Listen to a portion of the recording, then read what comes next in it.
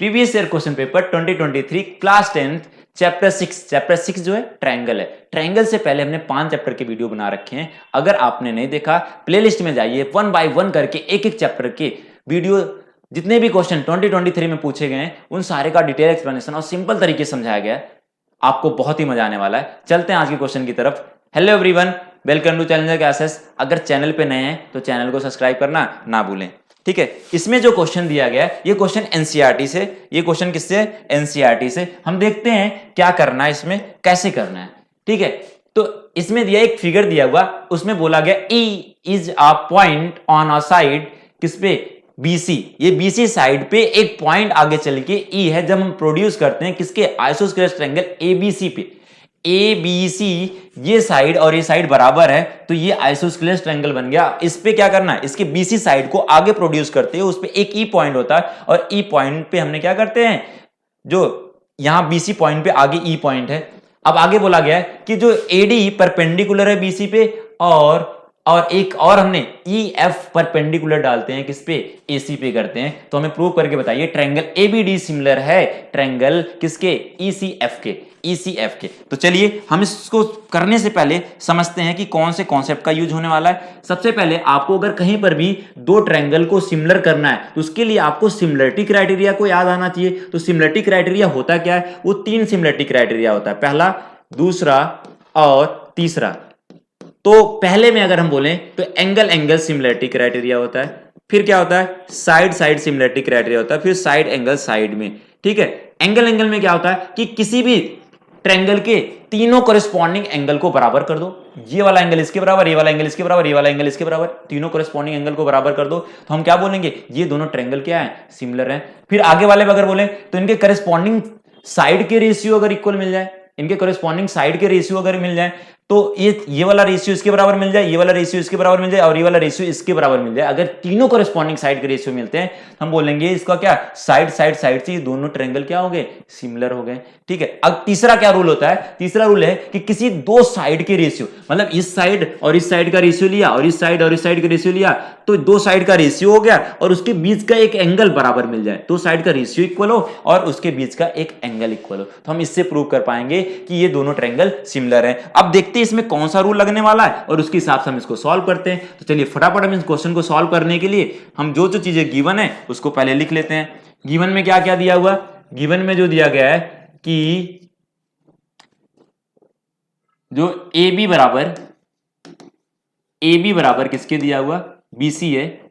और इसमें दिया हुआ कि AD परपेंडिकुलर है BC पे और BF परपेंडिकुलर किस पे है? BF परपेंडिकुलर AC पे है। ठीक है, ये तीन चीजें गिवन है।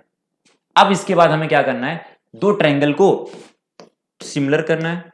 टू प्रूव करना है ट्रायंगल ABD सिमिलर हो जाए ट्रायंगल ECF के। ठीक है, अगर इसको ये दोनों सिमिलर कर लिए तो आपको इसके हिसाब से हम क्या करेंगे? पहले तो क्वेश्चन में जो दिया गया उसके हिसाब से हम समझते हैं और हमें किन किन चीजों की जरूरत पड़ना है। अब ध्यान देखना कौन कौन से ट्रायंगल है। इसमें जो ट्रायंगल दिया गया है वो ट्रायंगल कौन सा है? एक ये ट्रायंगल को सिमिलर करना है और एक इस ट्रायंगल को करना है। उससे पहले हमें जरूरत पड़ने वाला है एंगल, इसमें एंगल ये दोनों को पहले बराबर करना है, इसका जरूरत हमें आगे पड़ेगा। तो हम क्या बोलते हैं कि यहां से in triangle ABC, in triangle ABC, इसमें क्या है? AB बराबर किसके है? AB बराबर BC है। तो इसके सामने AB के सामने जो एंगल बन रहा है वो C बन रहा है, एंगल C है। और AC के सामने कौन सा एंगल बन रहा है? एंगल B है। तो ये बराबर होंगे। कैसे बराबर होंगे? यहां पर हम रीजन लिख देते हैं।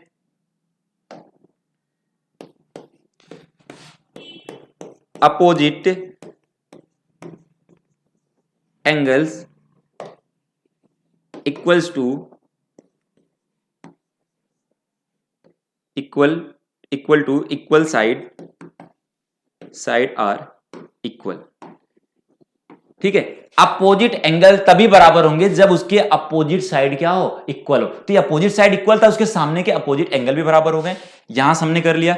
अब क्या करना है, हमें दो ट्रायंगल को सिमिलर करना है। वो कौन से ट्रायंगल को सिमिलर करना है, उस पर ध्यान दीजिए। वो ट्रायंगल आ गया आपका इन ट्रायंगल, ट्रायंगल जो है इन ट्रायंगल, कौन सा है ट्रायंगल, इन ट्रायंगल